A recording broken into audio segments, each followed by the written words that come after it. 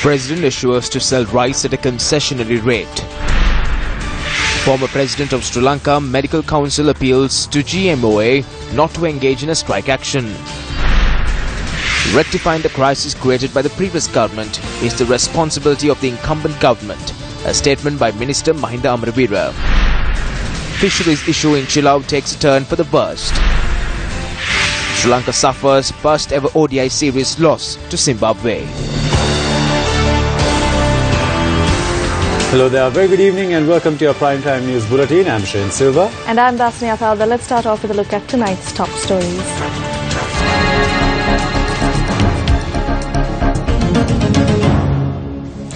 The President's Model Primary School in Palugasthamana Polonnaruwa was declared open today under the auspices of President Maithripala Sirisena. The event also saw the participation of Chief Minister of the North Central Province, Peshula Jayaratna, and State Minister Basanta Senanayaka. Today, along with climate change, the economy of the country is challenged. Paddy production has been struck at 40% due to the lack of water. Today, the price of rice has increased significantly. I sent a group of special representatives to 4 countries to purchase rice. Within the next month, the rice will arrive in the country. 3 days ago, I spoke to the Prime Minister of Thailand over the phone, who is a good friend of mine, and requested for 200,000 metric tons of rice, to which he acknowledged the request made. If the price of rice continues to increase, I have decided to provide rice to the poor of the country at a concessionary price. We are people who know the struggles of the people. President Maithripala Sirisena also declared open the Deepa Uyana, which was constructed near the Polonnaruwa holy city. The aim of constructing the Deepa Uyana is to educate both local and foreign visitors who arrive at the historic city of Polonnaruwa on its environmental value. Civil activists note that the Government Medical Officers Association has lost its credibility due to its opportunistic and narrow-minded political actions. On a number of occasions, the Government Medical Officers Association, or GMOA, launched strike actions calling on the government to shut down the private medical university in Malabe. These strike actions inconvenience many people all around the country.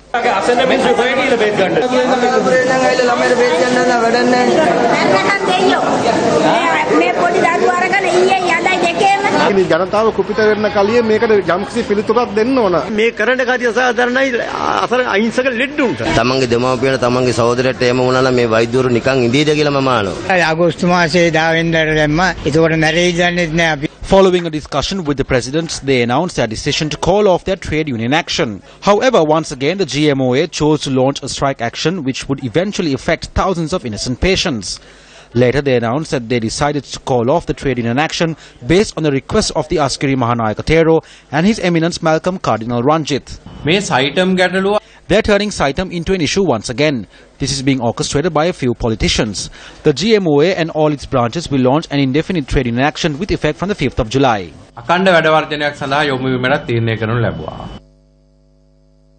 ඒකනම් කරන්න එපාම කියලා මම දන්න සිංහලෙන් කිව්වේ දැනොත් වැඳලා අනුරුද්ධට කියන්නේ වැඳලා ආරතට ඒකනම් කරන්න එපාම කියලා මම දන්න සිංහලෙන් කිව්වේ දැනොත් වැඳලා අනුරුද්ධට කියන්නේ වැඳලා ආරතට අනේ ඒකනම් කෙරුවොත් මගේ ඊට වඩා හොඳයි යන්න ඉස්සෙල්ලා මගේ බෙල්ල කපලා දාලා යන්න. The former president of the Sri Lanka Medical Council expressed these views when members of the GMOA called on him at his residence. They didn't join any struggles that were carried out, and they were also objecting everything. That is how they do things. They are involved in this Saitam issue because of political influence. The best example is that they once stopped their strike actions citing a request from the Archbishop of Colombo. Now they are working based on the request made by Carlo Fonseca. If the strike actions they launch are genuine, they will always try to fight till the end. That is how a trade union acts. But they aren't like that. What they are doing is useless. They are just fulfilling the whims and fancies of the politicians. So engage in your academic activities and fulfill your parents' dreams. Obtain your MBBS qualification and serve the country as decent doctors. I urge you to attend your lectures and not to engage in these useless efforts. The medical students should know that we maintain universities using the money of the taxpayers, so they shouldn't engage in such activities and hinder their education. As students, you should not let others influence you. You must try and engage in your studies to serve the country as responsible citizens. The public will listen to you only if you act in a proper way. Former Defence Secretary Gotabaya Rajapaksa and former Minister Dinesh Gunawardena appeared before the Presidential Commission of Inquiry to investigate and inquire into serious acts of fraud, corruption and abuse of power, state resources and privileges, also known as Pressifac, today. Pressifac is investigating the alleged sale of machinery and other equipment belonging to the Kankasanture cement factory worth millions of rupees as scrap metal under the previous administration.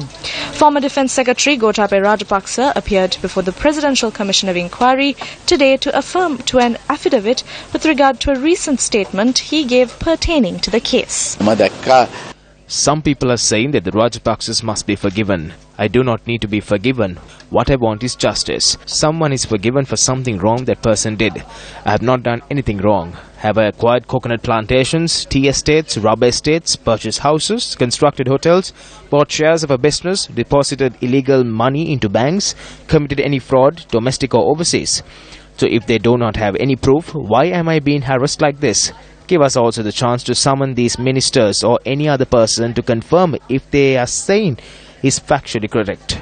When the president or someone of that status says that the Rajapaksas are thieves, even the officials are afraid of it. I am speaking against this injustice.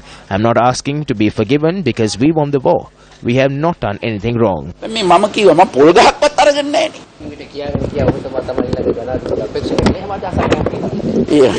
There is nothing of that sort. It is you who are under that impression.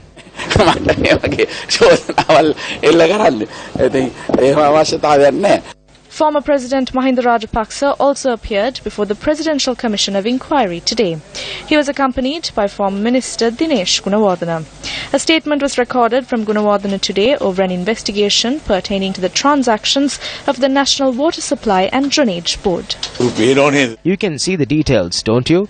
Even the leader of the joint opposition, MP Dinesh Gunawardena, has been summoned here. Dinesh Gunawardena මෙතෙන්ට ගෙනවලා. ඉතින් යමක් වරදක් දිනන සොයා බැලීම වරදක්ද? මොකද වරද? There is a big difference between investigating and slinging mud out of spite. They are investigating the central bank, but they aren't investigating the issues which took place in Australia and China. Those matters also have to be looked into in Sri Lanka, don't they? But only Australia is looking into the matter. The joint opposition has to take a decision whether this is going to continue or not. We have not discussed on the matter as yet. You tell what you would like.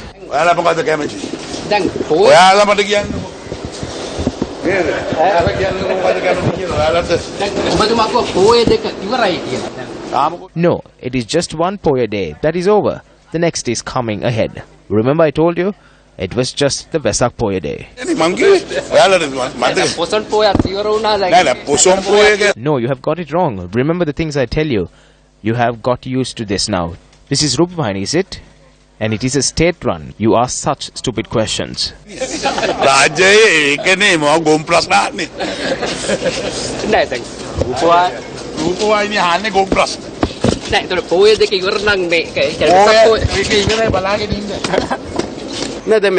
According to this government, there is no bond scam. It hasn't happened because there is no way of connecting a Rajapaksa to it. They initially said Aloysius is MP Namal's friend. They were investigating at the time, but now, when I come before the media and admit that he is in fact my friend and to throw me in jail, there is no investigation. You're watching your Primetime News Bulletin. Up next is Action TV.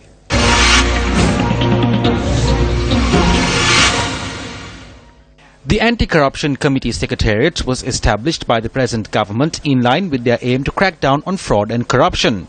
It has been 10 days since the work of the Committee Secretariat came to a standstill. This Secretariat, which began on the 19th of February 2015 under the auspices of the Prime Minister's Secretary, carried out its activities until the 30th of June. When it was first established, the Secretariat had a tenure of 6 months. It was renewed on multiple occasions. The tenure of the Secretariat provides the first example of how the government planned to crack down on fraud and corruption. On the 2nd of this month, Action TV reported that the officials attached to the Anti-Corruption Committee Secretariat had been inconvenienced as they had not been given a clear plan on how they should proceed as the tenure of the Secretariat concluded. Of the resources allocated to the Anti-Corruption Committee Secretariat, the Prime Minister's office has so far reclaimed only 5 vehicles.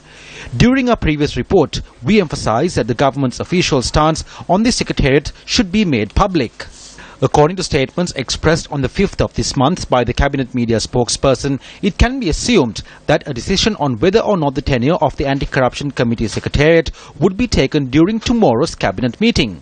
If the tenure is extended, the first investigation that should be launched is into the expenses of the Secretariat. According to the Cabinet spokesperson, the Secretariat has been allocated a sum of 13.2 million rupees for its expenses for a period of 6 months. He also noted that the Secretariat has a monthly expenditure of 12 million. The funds allocated for the Secretariat originates from the Prime Minister's office. So investigations should be launched into which office or which unit used up all this money. If the Cabinet spokesperson figures are accurate, the taxpayers have spent a sum of 336 million rupees over the past 28 months, proving that cracking down on fraud is an expensive task. The state will have to bear further expenses when prosecuting culprits of such crimes, so steps should be taken to recover the government expenses from the individuals responsible. What will the future hold for the Anti-Corruption Committee Secretariat? Action TV is on the lookout.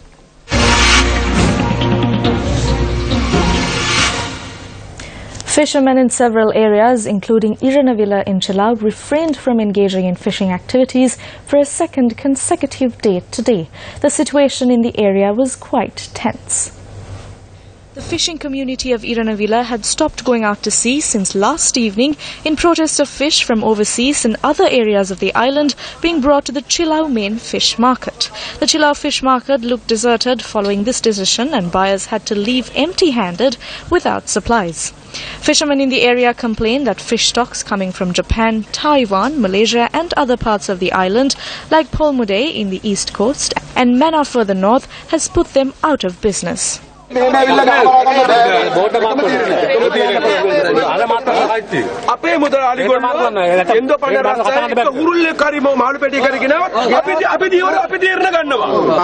Excessive stocks of fish from elsewhere are coming to this market. We can guarantee that fish in Chilau are fresh, but we cannot take responsibility for the fish coming from other areas and from overseas. Our fishermen catch small fish. Before we could bring our catch to the market, they bring these stocks at the crack of dawn and dump it here. Later, Puttalam District Parliamentarian Shanta Sisira Abesekara arrived at the location. Don't create trouble here. Don't act like idiots. Wait till it's sorted. Don't become hostile. The situation became tense, and our reporters said an additional team of police personnel had to be deployed to bring the situation under control.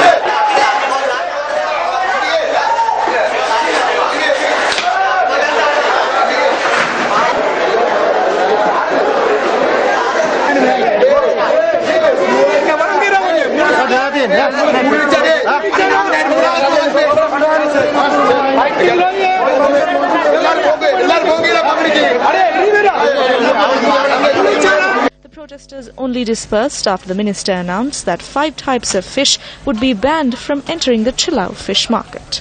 And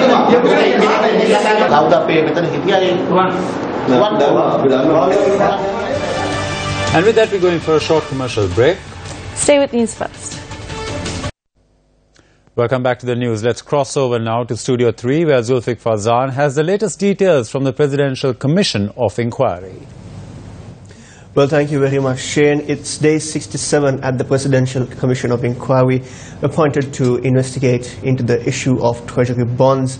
Now, starting off today's proceedings, we saw President's Counsel Kalinga Indathissa make a submission to the Commission requesting to appear and represent on behalf of his client, Arjun Aloysius, whose name has been mentioned more than once at the Presidential Commission of Inquiry. Now, today's witness was Richie Dias. He's the Deputy General Manager of Treasuries at Pan Asia Banking Corporation, and his evidence was on the phone conversations that had taken place between Perpetual Treasuries, Pan Asia Banking Corporation, and the Employees Provident Fund. Now, in his evidence, he said that it was Kasum Palisena from Perpetual Treasuries, and he would call Pan Asia Bank and tell them that the EPF is prepared to make a purchase and that Perpetual Treasuries is prepared to make the sale at a particular rate. Now, once this information comes in to Pan Asia Banking Corporation, they would call the Employees Provident Fund, and according to the witness, it is one person who would answer the call when it's relating to these transactions, and his name is Saman Kumara, another name that has been mentioned more than once at the Presidential Commission of Inquiry. And after getting the confirmation from Saman Kumara, Pan Asia Banking Corporation, while serving as an intermediary between Perpetual Treasuries and the Employees Provident Fund, gives the go-ahead for that transaction, and that deal is taking place. Now, the witness, which he does, also testified on oath before the Commission that his former chairman, Nimal Pereira, also dealt in securities, and his dealings in securities, the sales and purchases, also took place in this fashion. He testified that there was a pattern when it came to Pan Asia Banking Corporation serving as an intermediary for both Perpetual Treasuries Limited and the Employees Provident Fund. He also testified that Pan Asia Banking Corporation would get a half a basis point margin profit. Now, according to his evidence, this profit range was determined by the former chairman of PABC, Nimal Pereira, and Arjun Aloysius of Perpetual Treasuries. Now, this information about Pan Asia Banking Corporation serving as an intermediary between these two parties came to light when evidence was led by the additional director of IT at the Central Bank of Sri Lanka, Wasantha Alves, where at one point Deputy Solicitor General Milinda Gunatilaka mentioned before the Commission that there was a pattern in trading designed to mask the real beneficiary, and that is how the name of Pan Asia Banking Corporation came to light at the Presidential Commission of Inquiry. Speaking of investigations and inquiries, let's have a listen to what Minister of Health Dr. Rajitha Senaratne had to say regarding investigations.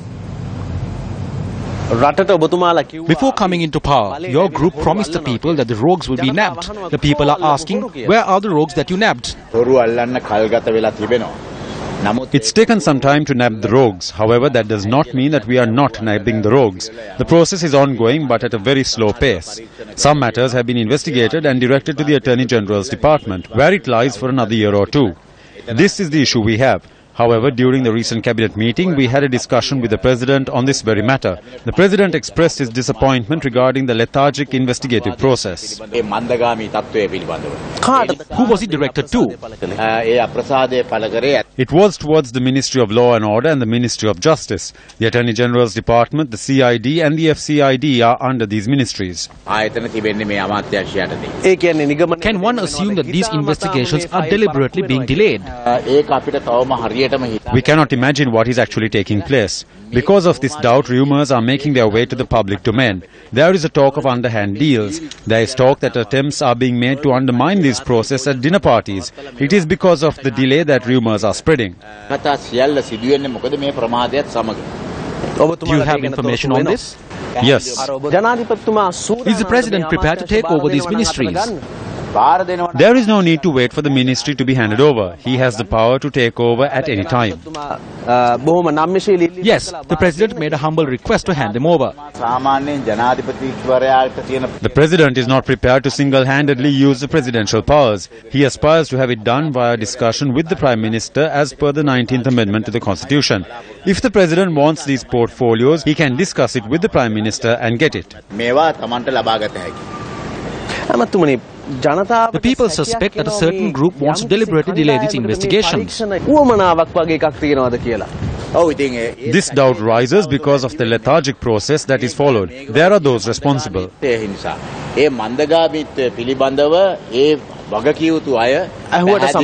you have suspicions? Yes, I do have my doubts. Well, let's now have a listen to what two government ministers had to say regarding one particular party that is being investigated at the Presidential Commission of Inquiry.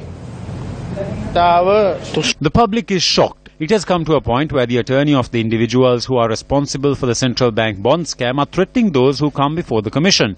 So we are telling those who work there that their organization is a fraudulent company. The attorneys can speak on behalf of their clients, but they cannot threaten the witnesses. Perpetual Treasuries has its own media. They have TV stations, radio stations and newspapers. So just imagine the amount of money they have robbed. All this should have been cancelled and taken over by the state. They were established using stolen money. Staying on the topic of the Presidential Commission of Inquiry, today's witness, Richie Dias, also testified before the Commission that Pan Asia Banking Corporation always used a money broker when it comes to dealing with another party in government securities, and bypassing this process was something unusual. Well, I'll be following the Presidential Commission of Inquiry and all its proceedings throughout the next couple of weeks and report as and when all the unfoldings and new evidence comes to light. The news continues after this commercial break. Speaking at a media briefing, the former councillor of the Colombo Municipal Council, Mahinda Kandagama, revealed details of a fraudulent activity which he claims was the root cause of the garbage issue.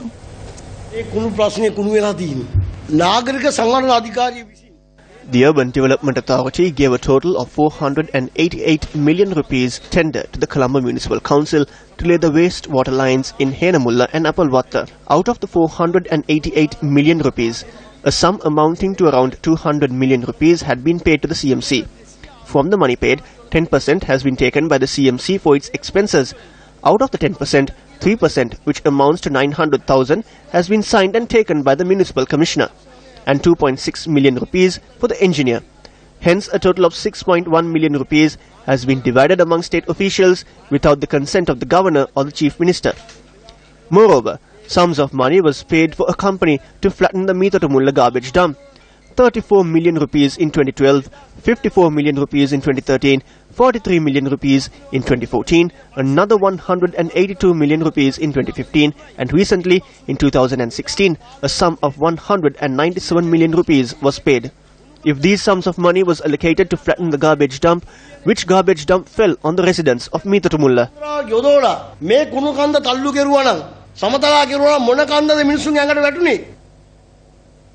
Minister Mahinda Amravira said irrespective of which government that was responsible for the Uma Oil project, Saitam or even the garbage issue, the current government in power has taken the responsibility of correcting and resolving them.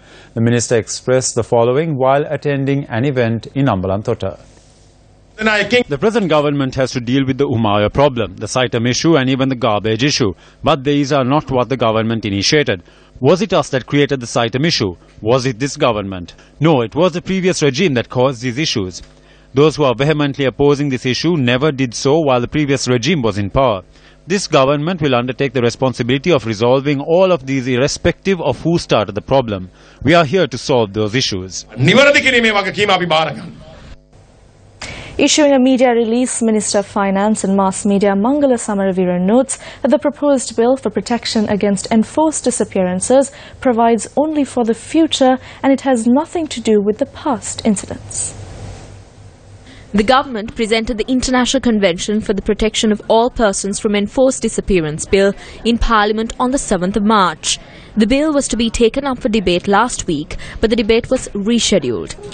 Through the media release, Minister Mangala Samaravira noted that the proposed legislation is aimed at ensuring that every Sri Lankan citizen gets the freedom to live without fear of being a victim of enforced disappearance or abduction.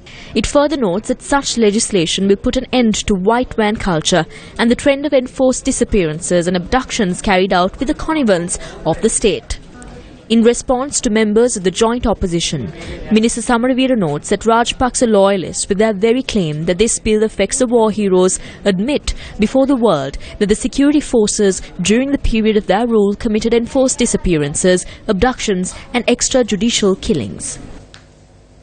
Reports state that Sri Lankan Airlines has failed to release an Airbus aircraft to an Indian company after its lease expired.